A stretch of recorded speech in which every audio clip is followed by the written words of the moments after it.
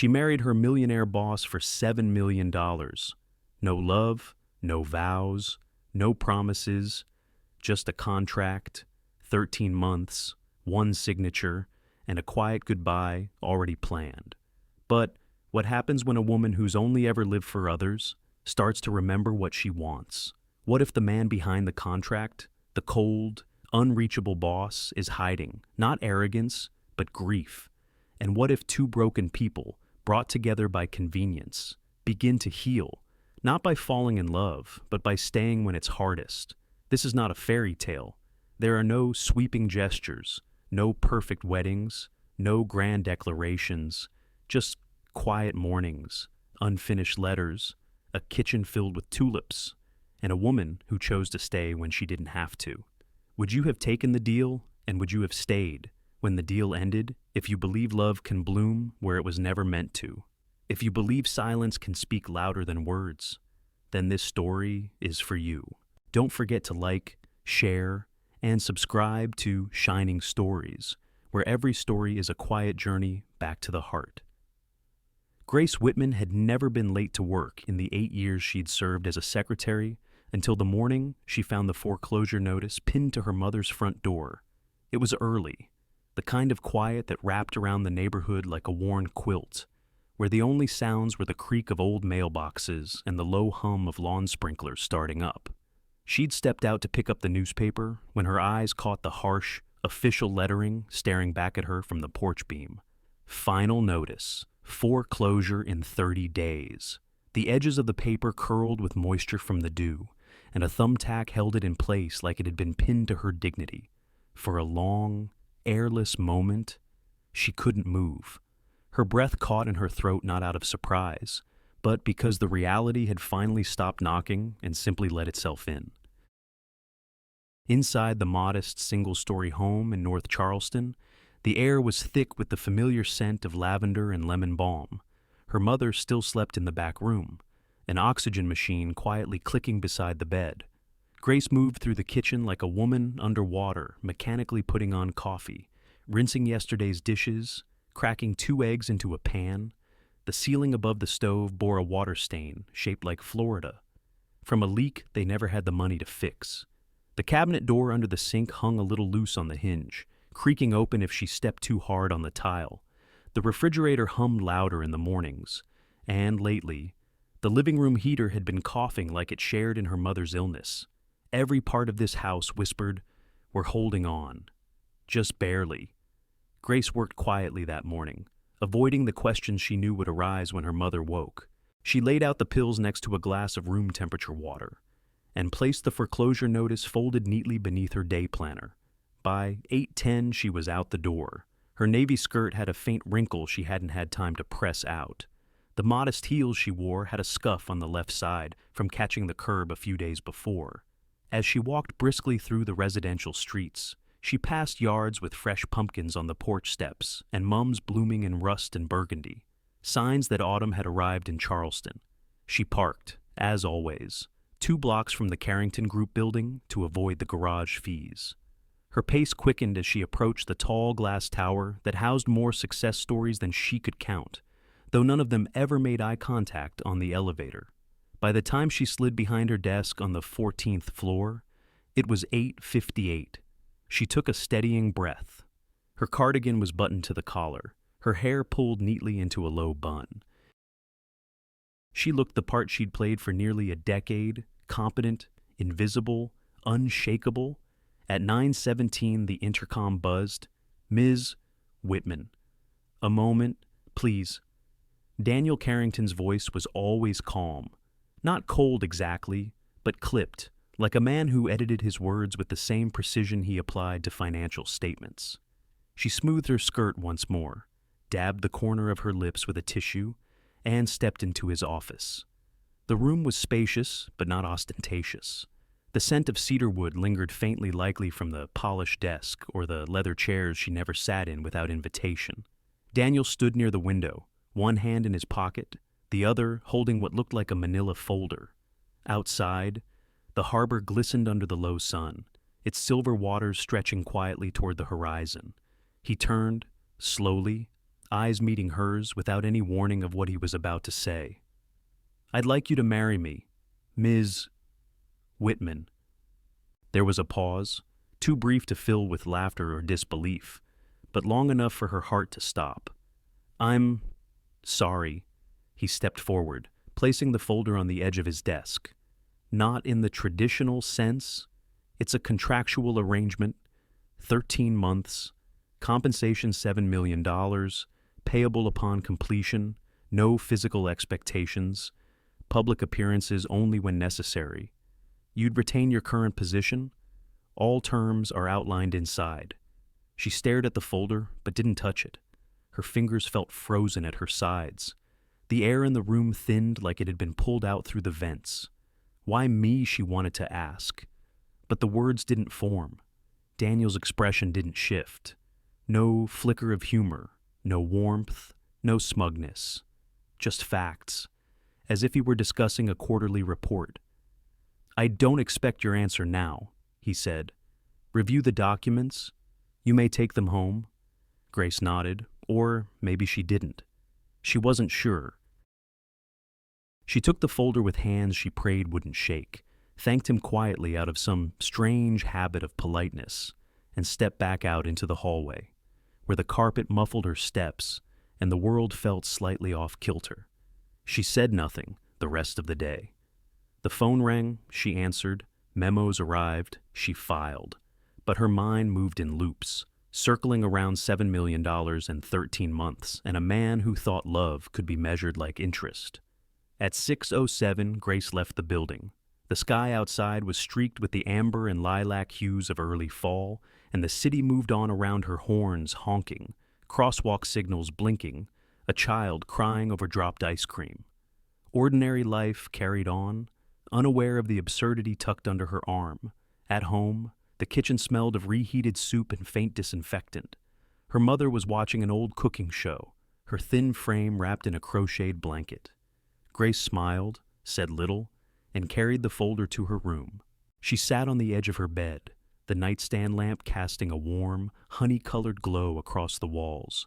The folder sat in her lap like a question too heavy to answer. She didn't open it that night. She just stared and listened to the ticking of the old wall clock as Charleston went quiet around her. $7 million could buy her mother's medicine, the house back, maybe even her life back. But what would it cost Grace Whitman's soul? That question lingered for days. It sat beside her in traffic, whispered to her while she folded laundry, stared back at her from the mirror above the bathroom sink. No matter how she tried to avoid it, it followed her like a second shadow. The folder remained untouched for nearly a week. Some nights, she placed it on the kitchen counter, hoping the sheer sight of it would bring her clarity. Other nights, she tucked it away in her closet, hidden behind a shoebox of old Christmas cards and a faded college hoodie she no longer wore. It didn't matter. The decision wasn't inside the folder. It was inside her. Grace had always been the kind of woman who made the safe choice. When her father died in a highway accident during her junior year of college, she gave up her dream of law school to stay home with her mother. What was meant to be a one-semester break turned into years of waiting tables, then a temp job at Carrington Group, and eventually a full-time role as Daniel Carrington's executive secretary. Life had narrowed itself down into manageable corridors, predictable, reliable, safe. But safe hadn't kept her mother from getting sick. Safe hadn't stopped the bills from piling up. Safe wouldn't keep the bank from taking their home. She tried running the numbers again. 7 million. It sounded like a fantasy a lottery ticket scribbled on, with ink instead of hope. It would pay off the mortgage, cover long-term care for her mother, rebuild her savings, maybe even allow her to apply for night classes again. It was more than a lifeline. It was a second chance. And yet, every time she imagined standing beside Daniel Carrington, wearing a ring she didn't choose, smiling for photographs that meant nothing, a quiet ache would settle beneath her ribs. She had never loved him. She barely knew him. He was precise, controlled, brilliant, perhaps, but emotionally opaque, like a man carved out of fine stone. Grace had dated a few men in her 20s, one serious relationship. Some, almost, but nothing that held. She had built walls around her life so high. Even kindness struggled to find a way in. And now, a man was offering her marriage. Not for love, not for companionship, but for optics, for convenience. For whatever reasons Daniel Carrington kept locked behind those steel gray eyes. What kind of woman said yes to something like that? One Wednesday afternoon, Grace visited her mother at the medical center. She brought her a small container of mashed potatoes and creamed spinach, her mother's favorite, and a worn paperback mystery novel. The nurse handed her a new stack of billing forms. Prices had gone up, new medication, extended physical therapy. Estimated increase $2,400 per month. Grace stood there, staring at the page, while her mother smiled weakly from the recliner, hands too thin to grip the plastic spoon. The scent of antiseptic filled the air. And somewhere down the hall, a monitor beeped steadily like a countdown. On the drive home, Grace didn't cry.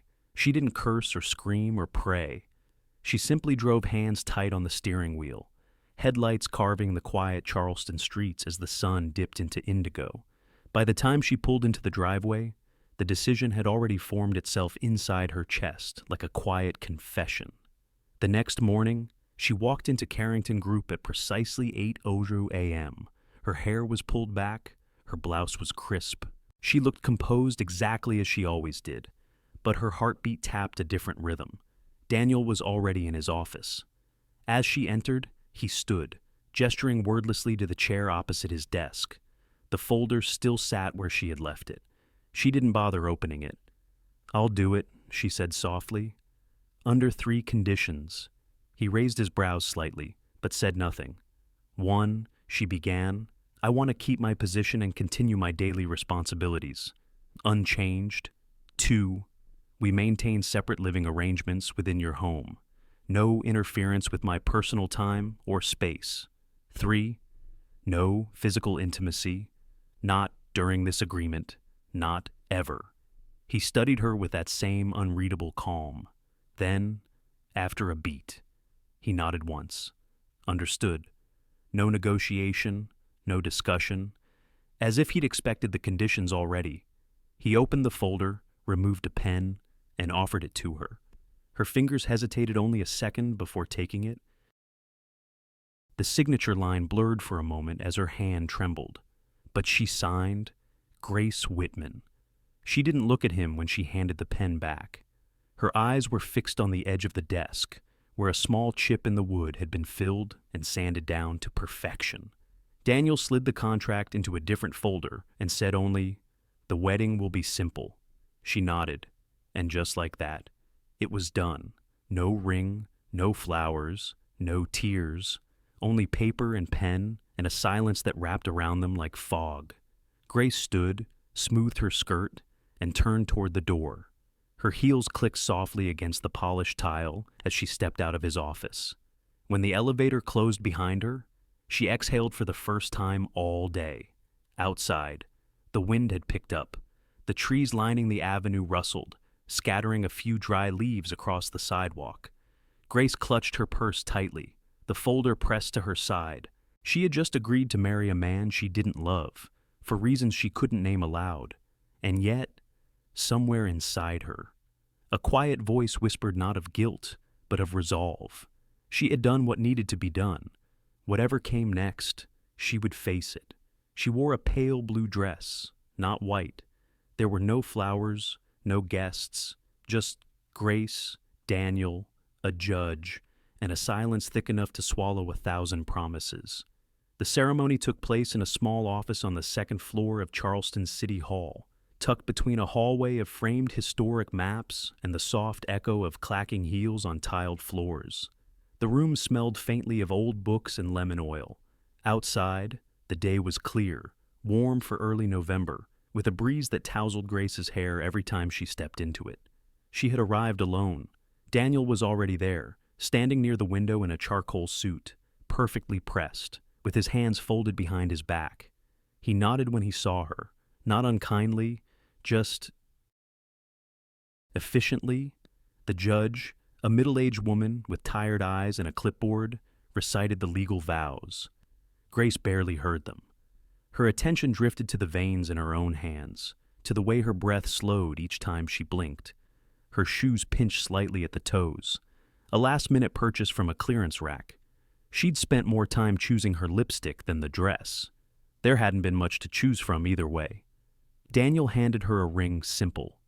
Gold, no inscription. He didn't slide it onto her finger. He offered it to her in a small box, as if he were returning something misplaced. She accepted it with both hands, unsure where to look. When it was done, the judge offered a polite smile, signed 2 forms, and disappeared through the door with the quiet efficiency of someone who had overseen hundreds of legal unions just like this one. Daniel nodded again. Grace returned the nod. And that was their wedding. No kiss, no toast, no photographs. Outside the building, Charleston moved on around them. Buses hummed past on Broad Street.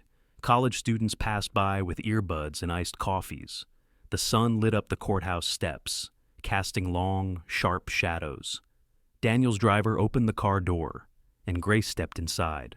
Her hands were cold, her shoulders stiff, and as the car pulled away, she found herself staring at the courthouse steps growing smaller in the rearview mirror like a life she hadn't chosen, slowly disappearing behind her. The drive to Daniel's home took just over 20 minutes. The house sat by the river, a 3-story colonial with shuttered windows and a wide front porch. It was the kind of place people photographed on walking tours, graceful and stoic, with ivy climbing the brickwork and columns that whispered old money. Inside, the air was cool and still. Dark wood floors stretched across each room. The walls were lined with quiet, expensive paintings in muted colors. The chandeliers hung like frozen raindrops from ceilings too high for ordinary life. There was no staff, no welcoming committee, just silence, broken only by the soft thud of her suitcase wheels and the low hum of central air. Daniel showed her to her room, a second-floor guest suite with pale blue wallpaper and cream linens. The windows overlooked the river. A reading chair sat by the fireplace, beside a side table with a glass vase. Empty. "This will be yours," he said, and Grace nodded. He didn't linger. A polite, "Dinner is at 7, and he disappeared down the hall. At 7:00 sharp. She descended the wide staircase and entered the dining room. A long mahogany table stood in the center, though only 2 places were set. Silverware glinted under the soft light of the chandelier. A roast chicken rested on a platter with rosemary sprigs, and 2 small bowls of roasted vegetables sat untouched. Daniel was already seated. She sat opposite him. They ate in silence. Grace cut her food carefully, chewing slowly, the weight of the room pressing against her shoulders. The ticking of a distant clock filled the gaps between fork and knife. She didn't ask who prepared the meal. He didn't offer. Halfway through the meal, Daniel looked up briefly, as if to speak, but then returned his gaze to the plate. Grace caught the movement, but said nothing. There was nothing to say that wouldn't sound strange. After dinner, she rinsed her dishes in the kitchen out of habit. The countertops were marble, the cabinets white, the lighting soft but cool. She felt like a guest in a home stage for a magazine shoot, invited to admire but not belong. Later that night, after a shower and half an hour of unpacking clothes she didn't want to wear, Grace wandered the upstairs hallway. She passed a closed door near the end of the corridor, its brass handle different from the others. Something about the door felt private, almost sacred, still. Curiosity tugged at her. She turned the knob slowly. The room inside was dim, lit only by the moon spilling through the window. Canvases lined the walls, half-finished, layered in soft, brooding tones, reds, deep browns, pale peach. In the center of the far wall hung a large portrait of a woman with auburn hair, her face turned slightly to the left, eyes closed, lips just parted like she was about to speak. The painting was haunting in its intimacy. Grace stepped back, gently pulling the door closed, heart fluttering with something between shame and sorrow. She wasn't supposed to see that. Whoever the woman was, she mattered, enough to remain here long after her absence. Back in her room, she sat on the edge of the bed, the silence of the house humming in her ears. She couldn't remember ever feeling this alert and this numb at the same time. This wasn't a marriage. It wasn't even a beginning. It was an arrangement. And tonight, she was no longer Grace Whitman, the daughter, the secretary, the invisible woman. She was Mrs. Carrington by contract, not by choice. And yet, in this moment of strange, suspended stillness, she understood something that chilled her to the bone. She had stepped into someone else's life, and she didn't know if she'd ever truly be allowed to live in it. Every evening at 7, he'd walk alone along the riverbank, never missing a day, never saying a word. From her bedroom window, Grace watched him. Always the same hands tucked into his coat pockets, eyes fixed on the slow-moving current, posture straight but somehow tired. He'd start at the stone steps leading from the porch, follow the curve of the garden path through the tall grasses, and walk until he reached the far edge of the property, where a weeping willow bowed its branches toward the water. It was quiet in Daniel Carrington's house, not just silent, but curated in its stillness. The kind of quiet that made each sound more pronounced. The clicking of a spoon against porcelain, the creak of a stair, the sigh of the wind slipping through half-cracked windows. Even her own footsteps felt like intrusions. Each morning, Daniel rose at 6. By the time Grace entered the kitchen, he'd be seated at the small breakfast nook overlooking the garden, dressed immaculately in slacks and a sweater. Reading an actual newspaper, not on a tablet, not on a phone, but folded neatly at the edges like a habit he refused to break. He ate the same thing every day: 2 boiled eggs, a slice of toast with no butter, black coffee in a ceramic mug the color of slate. He didn't speak unless spoken to, but he wasn't rude, just intentional. Every movement was measured, economical. Grace never saw him rush, never saw him raise his voice, never saw him forget where he put anything. By the second week, she'd memorized his rhythms. She learned that he never used his cell phone in the house. It stayed on silent in a drawer near the entryway. He didn't check emails at the dinner table. He didn't bring his laptop into the bedroom or the library. Home, for Daniel, was a place without demands. That alone made Grace curious. This wasn't the behavior of a man obsessed with control. It was the behavior of a man who'd learned how to avoid chaos by never letting it through the front door. She started leaving her own phone on silent, just to match the quiet. She began cooking simple meals again, even though the housekeeper came by once a week to stock the fridge. She dusted the bookshelves, rearranged the vases, not because anyone asked her to, but because doing so reminded her that she was still a person, not just a name on a marriage certificate. One day, while watering the porch plants, she discovered a small card in the mailbox marked with the logo of her mother's care facility. It was a billing receipt, paid in full. Her chest tightened. She hadn't sent a check. There hadn't been time. The cost had nearly doubled, and she was still trying to move funds from the advance Daniel had given her. Inside the envelope was a handwritten note. For Mrs. Whitman. No need to worry this month. No signature. But she didn't need one. She approached Daniel that evening, cautiously, while he stood by the bookshelf in the study, adjusting a frame. "You paid for my mother's care," she said softly. He didn't turn around. "She needs it," he replied, as if that were all that mattered. Then he added, "Consider it a gesture of good faith. It wasn't romantic. It wasn't generous for show. It was practical, quiet, kind, and that, somehow, struck her deeper than flowers ever could." That night, Grace wandered again. She didn't mean to enter the art room. She had avoided it after that first glimpse of the red-haired woman, haunted by a feeling she couldn't explain. But something led her there, curiosity, perhaps, or the ache of wanting to understand the man whose last name she now bore. The room was dim, as always. The scent of paint and wood shavings hung in the air. The canvas of the red-haired woman still stood near the center, unchanged, and there he was, Daniel standing quietly before it. He didn't know she was there. He reached out slowly, almost reverently, and touched the edge of the frame.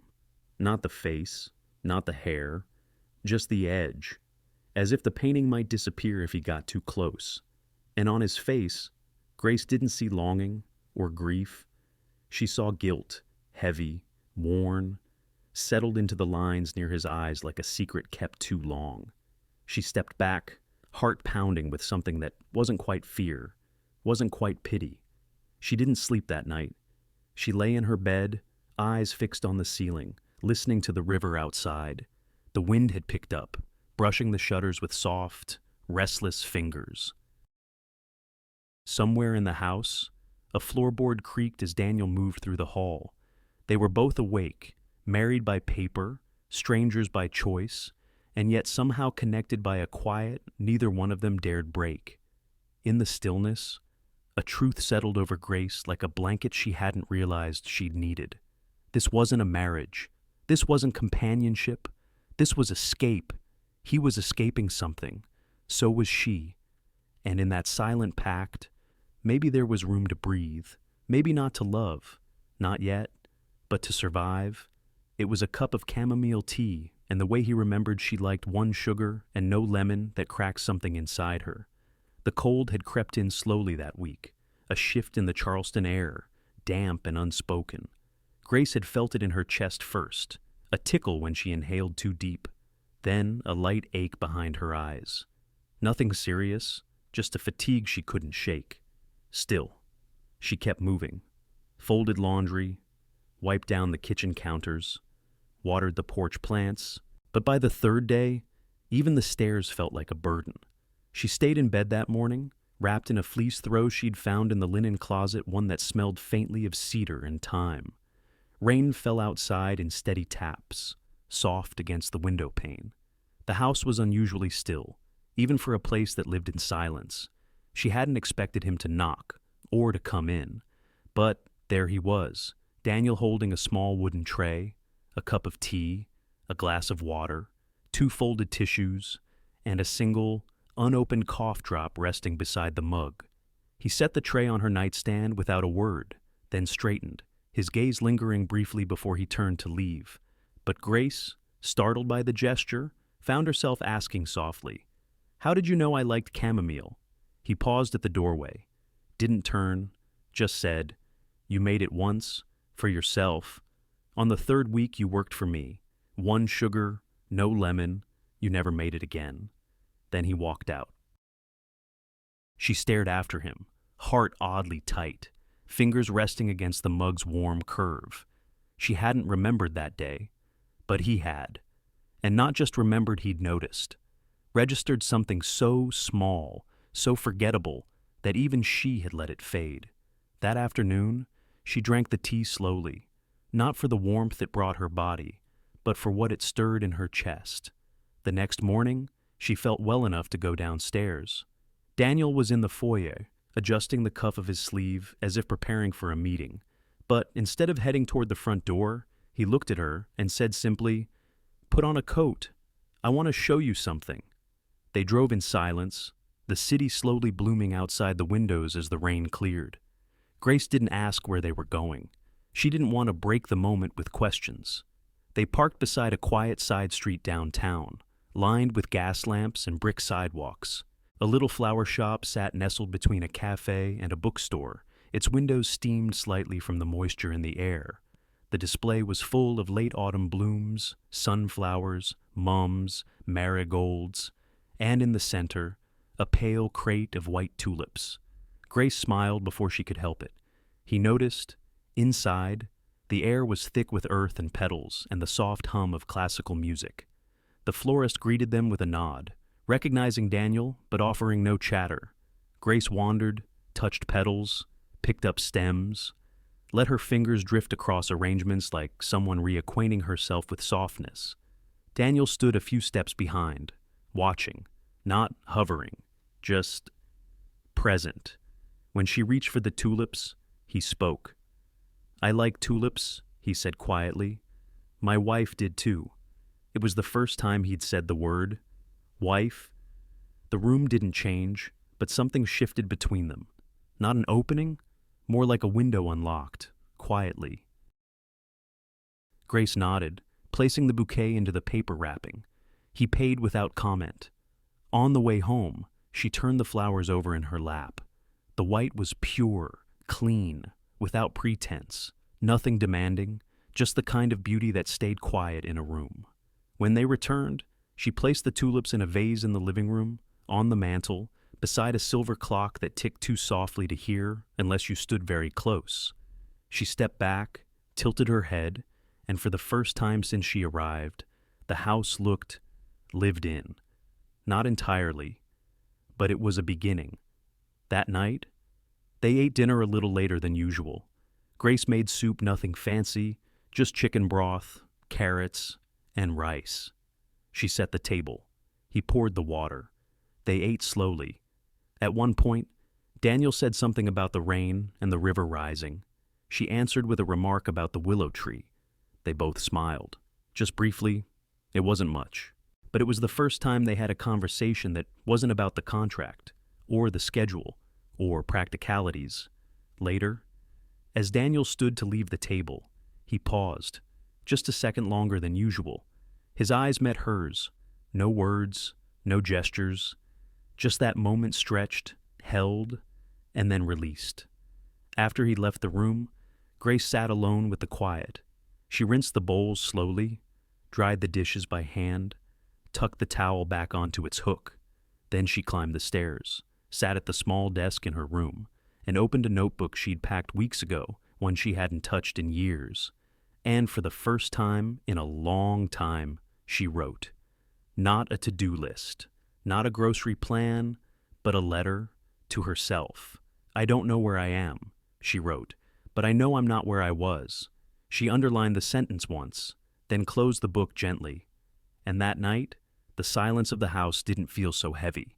It felt shared. Grace had passed that door every day. But tonight, it was ajar for the first time. The hallway was dim, lit only by the amber glow of a single wall sconce. Outside, the moon floated pale and unbothered above the river. Inside, the house was silent in that distinct, almost sacred way that old homes could be, where floorboards held secrets and shadows moved like memories.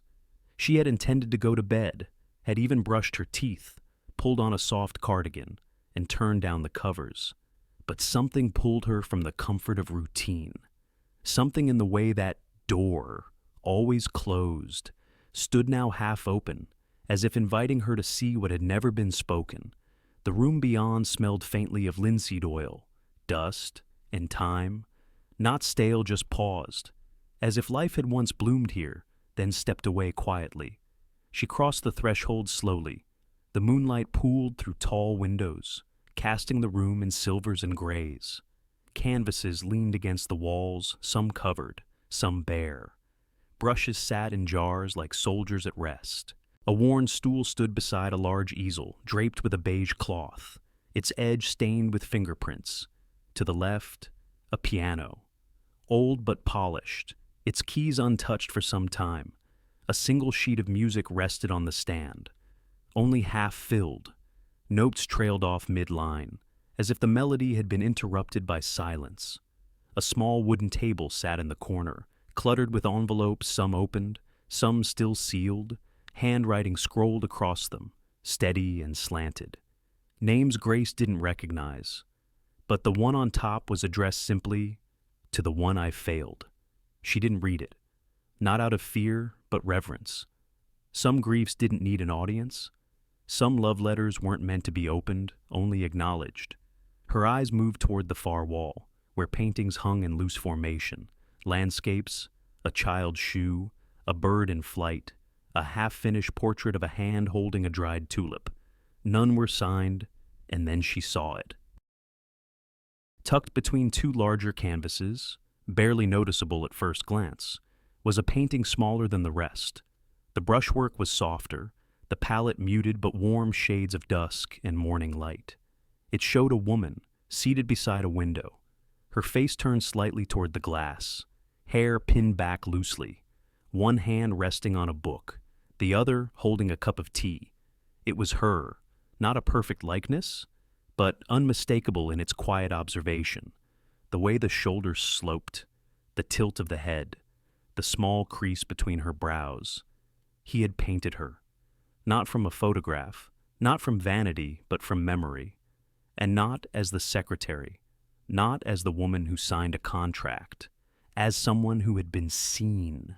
The realization struck harder than expected, not because he had painted her, but because she had forgotten what it felt like to be noticed in detail. Her knees weakened, and she sat slowly on the nearby stool. The air felt thick in her throat. She placed one hand over her heart, almost instinctively, and for a long while, she just breathed. She didn't cry because he had captured her. She cried because she hadn't captured herself in so long. Somewhere along the years of being a caregiver, an employee, a dutiful daughter, she had stopped seeing herself as whole. She had become function, purpose, restraint. But here in oils and light and shadows, she was remembered as a woman simply sitting, simply being. And that undone her in the softest, deepest way.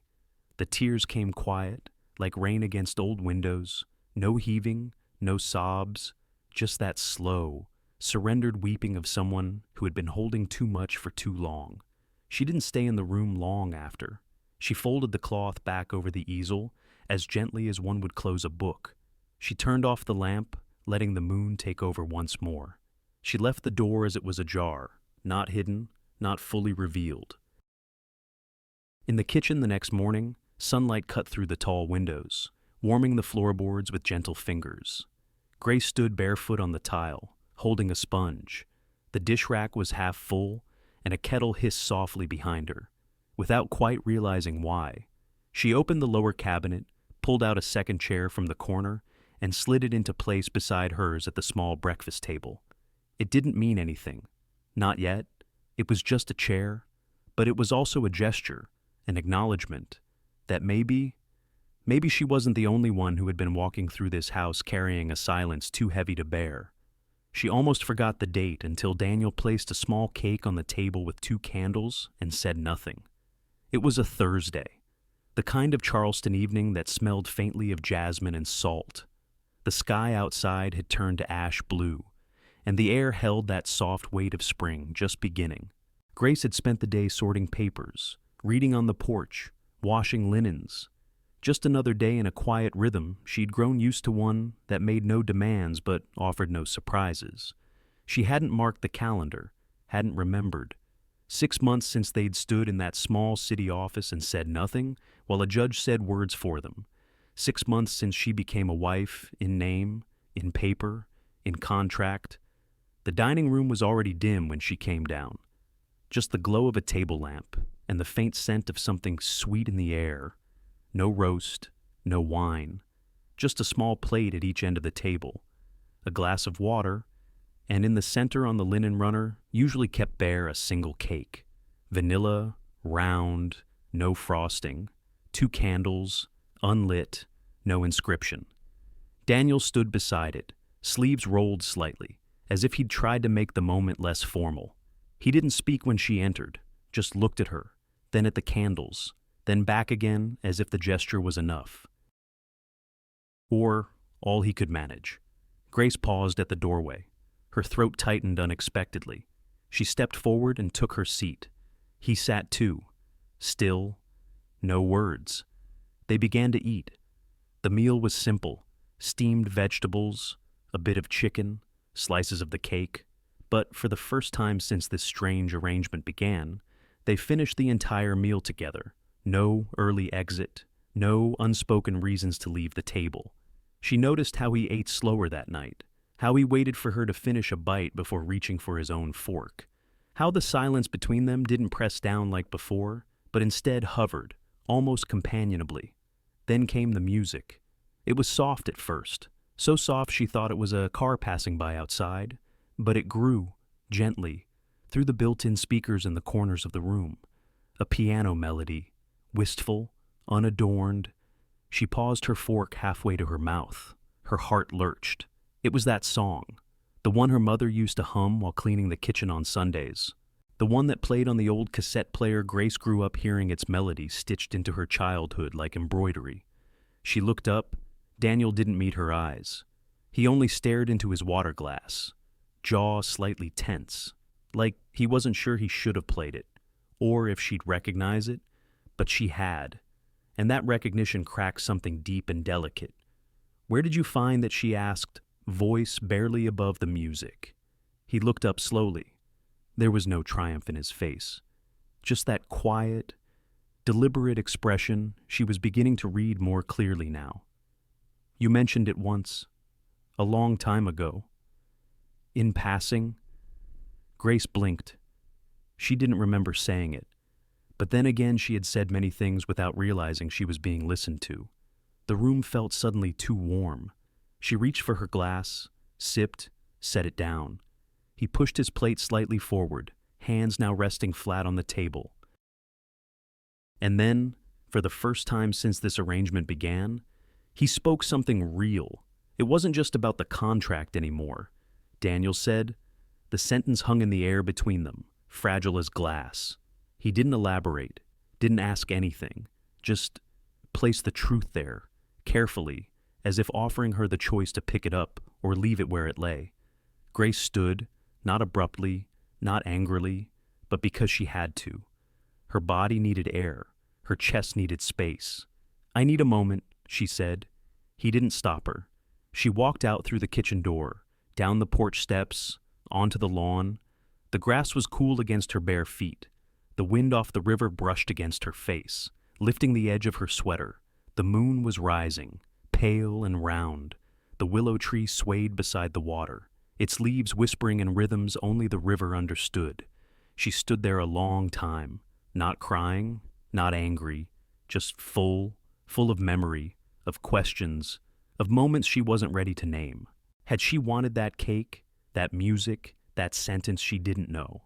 What she did know was this: something was changing, not quickly, not all at once, but undeniably. And now, she didn't know if she was staying because of the money, or leaving because of the fear. Fear of what? Of wanting more than the contract allowed. Of needing someone she wasn't supposed to need. She closed her eyes. And for the first time since coming to this house, she felt something she couldn't explain.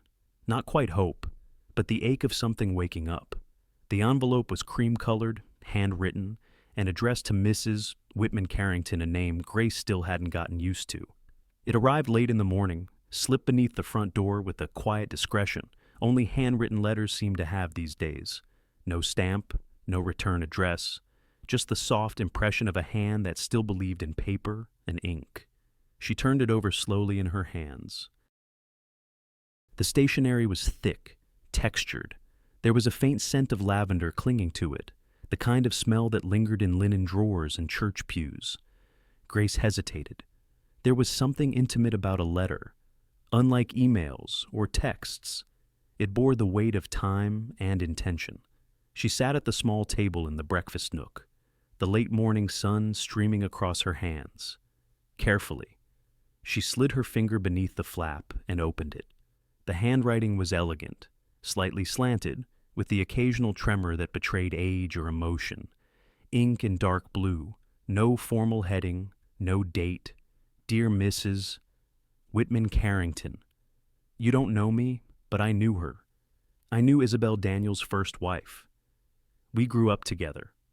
She was my wild, brilliant friend, the one who once dyed her hair red on a dare and never went back. The one who danced in her kitchen at midnight and insisted on breakfast for dinner. She loved Daniel the moment she saw him. I still remember the way she whispered, "That man will break me or build me, and I think I'm ready for either." And he did love her, deeply, quietly, fiercely. They were not perfect. No one is.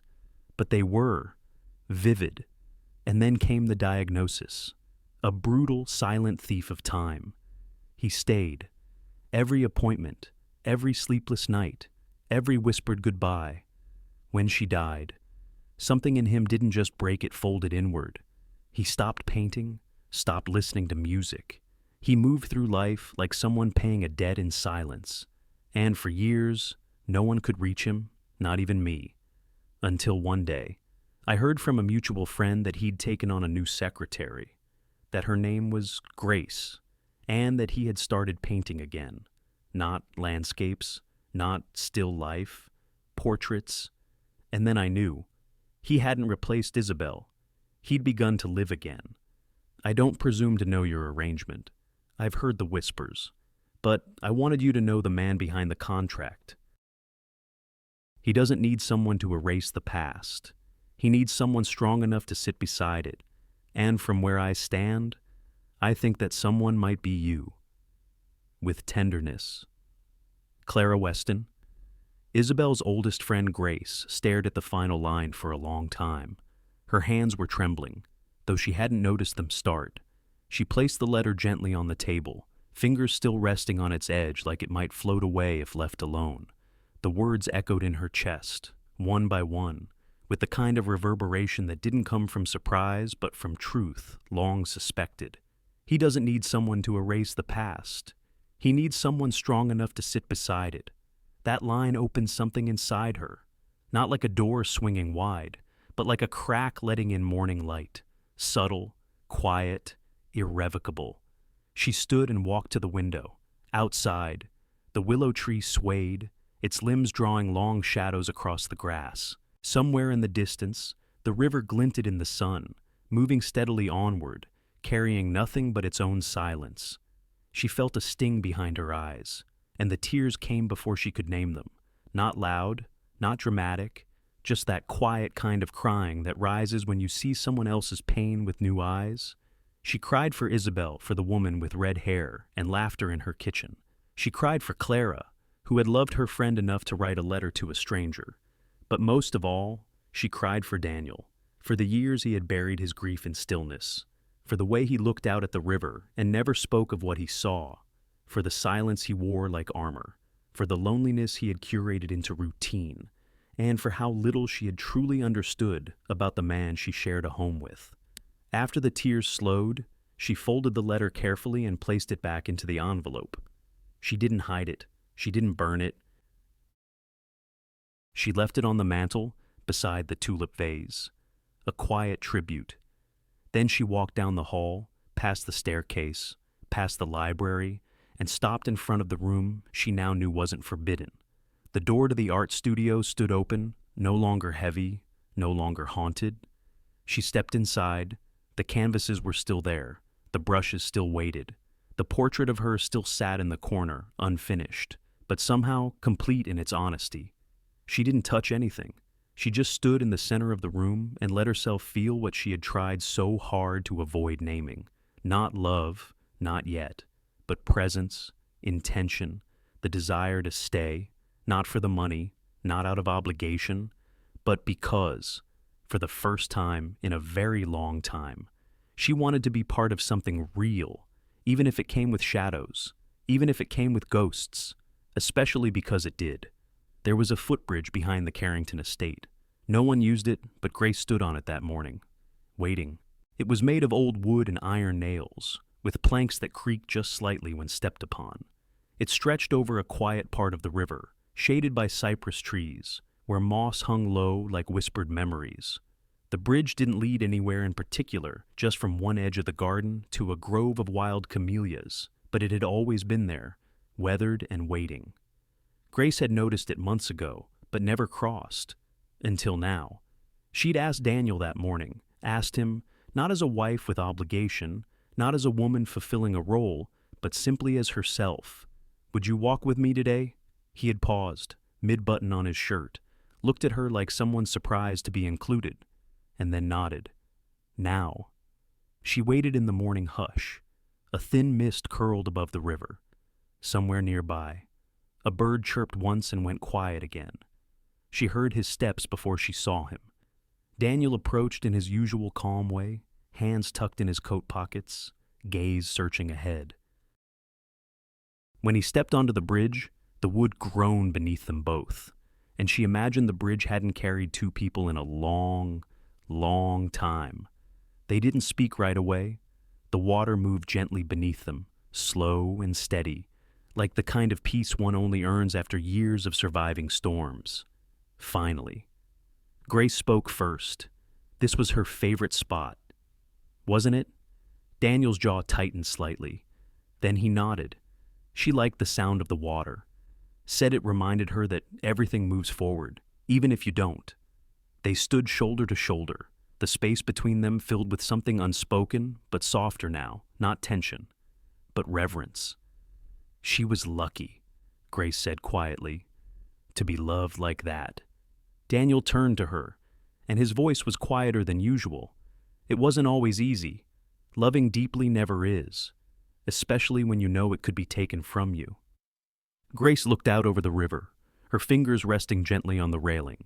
My father died when I was 19, she said. I thought grief was just sadness, but it's also guilt and memory and moments you can't unlive. He glanced at her. She didn't need him to respond. She only needed to say it aloud. And my mother, she added, voice steadier now, was always the strong one. So I became the quiet one, the one who kept everything together. Daniel exhaled slowly. And when you stop holding everything, you forget who you are, she said. They stood in stillness for a few beats more. The morning was shifting. Clouds were rolling in soft gray ones that promised rain, but not storms. Just a gentle soaking, the kind that washed dust from leaves and old thoughts from tired hearts. Daniel spoke again. Slowly, I thought this arrangement would protect me from more loss, from feeling too much. I told myself it was practical, sensible, safe. Grace didn't answer. She reached out instead. Her hand, warm and tentative, rested lightly on his. No pressure, no demand, just touch. Daniel didn't move for a moment. Then, almost imperceptibly, his fingers shifted beneath hers, acknowledging, accepting, not clinging. They stood like that until the first drop fell. It was light, almost playful. Then another, and another. Grace tilted her head back and let it touch her face. The air turned earthy, fresh. Daniel chuckled, low and unexpected, and when she looked at him, she saw something she hadn't before. A boyishness, not in age, but in freedom. He said, "We should go back," but she laughed, really laughed, and said, "Why, we're already wet." And just like that, they ran. Down the slope, through the long grass, across the stone path slick with rain. Their footsteps kicked up droplets. Her cardigan clung to her arms, and his hair darkened with each step, plastered to his forehead. They didn't care. For the first time, they weren't secretary and boss, not even contract husband and wife. They were simply two people soaked, smiling, breathing alive. When they burst into the kitchen, dripping and breathless, Grace leaned against the counter, still laughing, hair a mess and face flushed. Daniel, standing across from her, shook the water from his sleeves and just stared for a moment. Not in confusion, not in judgment, but in quiet awe. Then, without a word, he reached into the drawer by the hallway. Grace watched as he pulled something from the velvet box he kept tucked there. Always closed, always untouched. It was the ring, the one from their wedding day. Simple, silver, clean. He didn't say a word. He didn't offer it, didn't kneel, didn't ask. He just set it gently on the table between them and walked out, leaving it there softly shining under the kitchen light. The envelope arrived on a Wednesday. Inside, a single page marked "End of Agreement, Mutual Consent." It was plain, neat, just like everything Daniel did.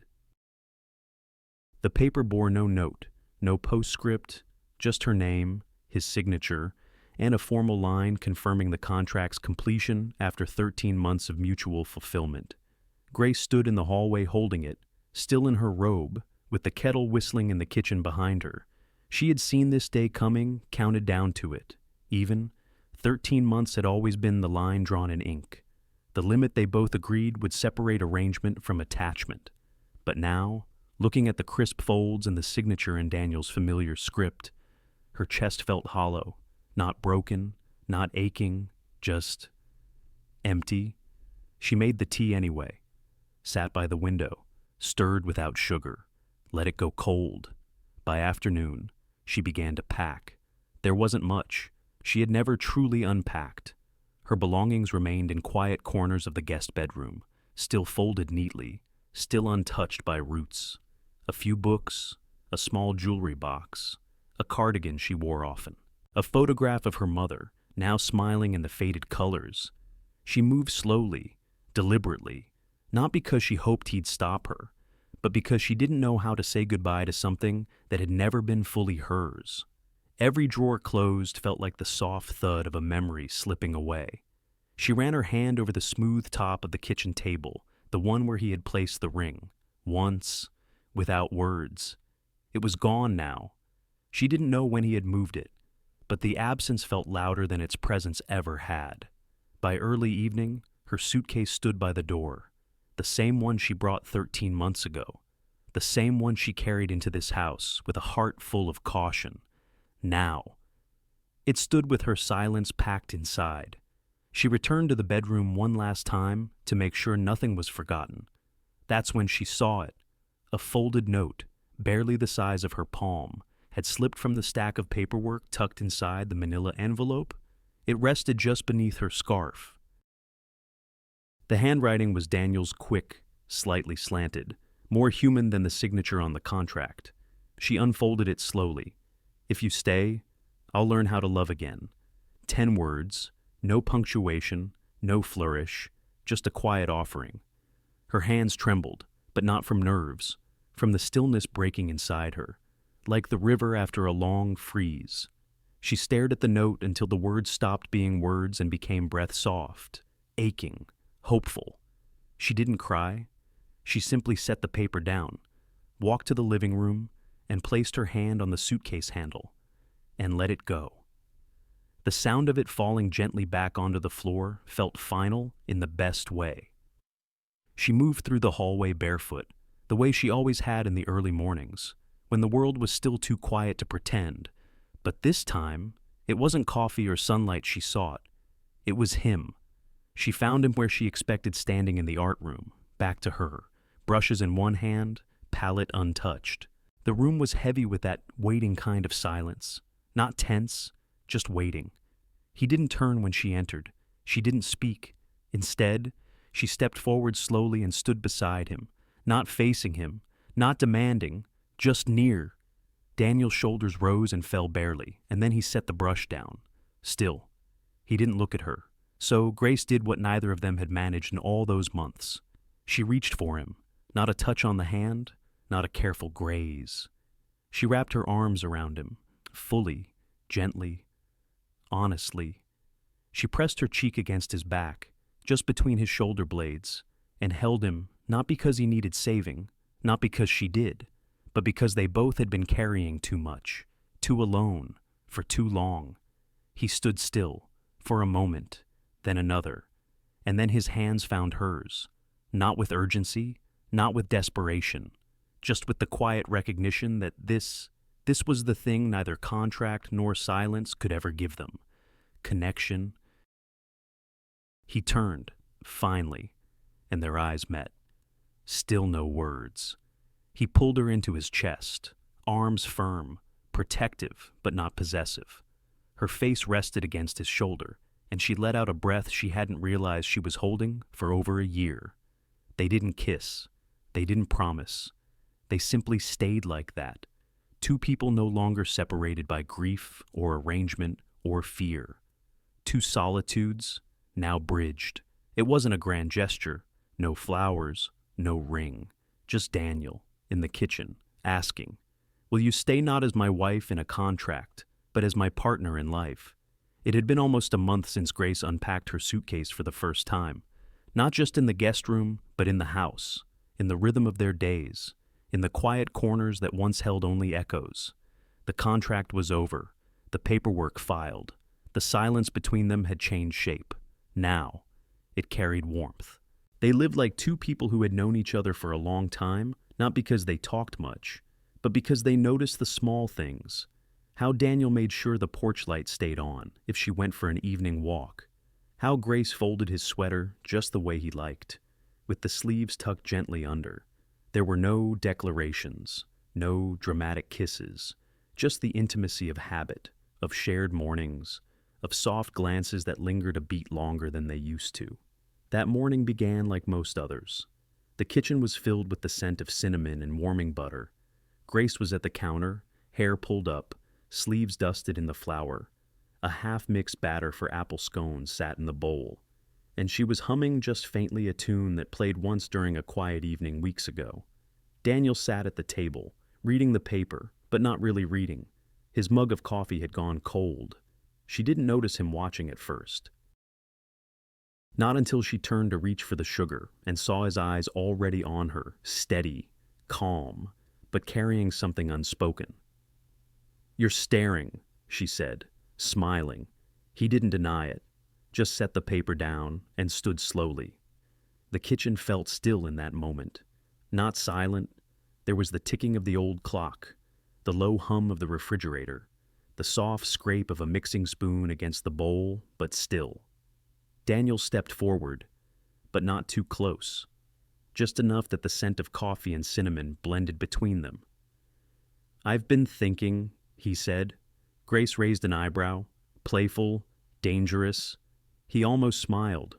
Almost, "I've been thinking about how we ended something, to begin something else." She set the spoon down, turning to him fully now. He searched her face, as if confirming what he already knew.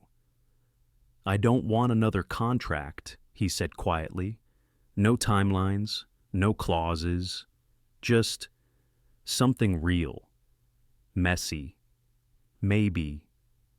But real." She didn't speak. Not yet. He reached into his pocket and pulled out nothing. No velvet box, no sparkle, just his hands. Open. "Will you stay?" he asked. "Not as my wife in name, but as my partner.